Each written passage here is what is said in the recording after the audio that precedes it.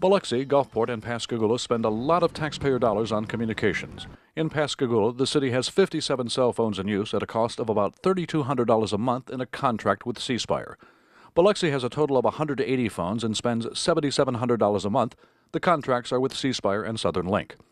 Gulfport has 157 cell phones, spends about $5,100 a month in a contract with C Spire. Requesting information from Pascagoula required little effort. The city supplied all the information requested, the actual contracts, the monthly bills, and a list of every employee with a cell phone and the numbers. Joe Huffman is the city manager. We work for the citizens. This is public information. I don't think we have a choice. I think that if we were reluctant to give the information out, we should still do it, just because it isn't.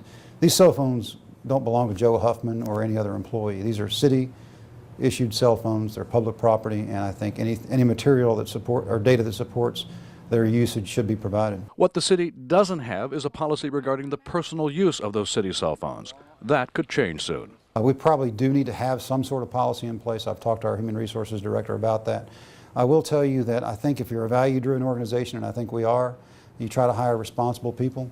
I think the same can be said of telephones in offices. People can abuse that. They can call home on those phones as well. In Biloxi, the city provided most of the same records, but blacked out the actual numbers on the advice of the city attorney. The city's public affairs manager explained why. We think it would compromise our ability to do our job for the citizens of Biloxi.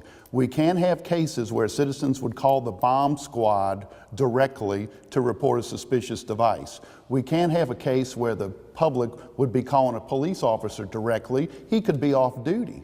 We can have a case where somebody calls the pothole guy to say, how come you're not fixing the pothole in front of my house? Even with those concerns, is the information a public record? This is akin to saying, well, the police cars are paid for with public money, so I should be able to drive a police car. I mean, is that where we're headed with this? The city has city bank accounts that have public money in them.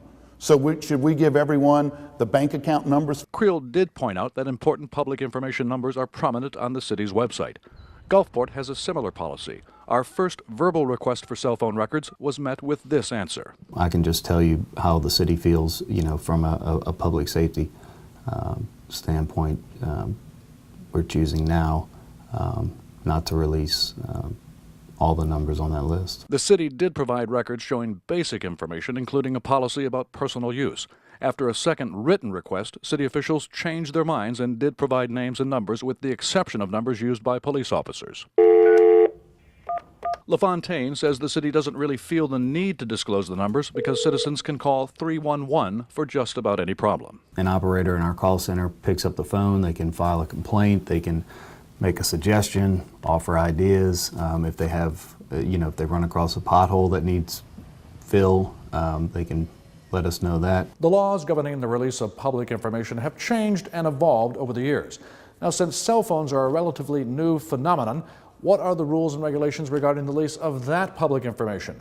Well, I consulted a First Amendment and public information expert in the legal field to find out. That expert is Gulfport attorney Henry Laird. On his desk, a book about public records law. Cell phone records are not exempt, and therefore, if somebody asks for those records, they should get them. Unless the governing authority can articulate some specific exemption, and there is no exemption for cell phone records, then the city or the local governing authority should turn those over to the party requesting them. Laird, though, is not surprised by the reluctance to turn over the records. These are the people's records, and sometimes, and again, I don't know the basis for not making full disclosure, but if there's not an articulated exemption, it's disappointing that any governing authority would not give the requesting party access to everything requested.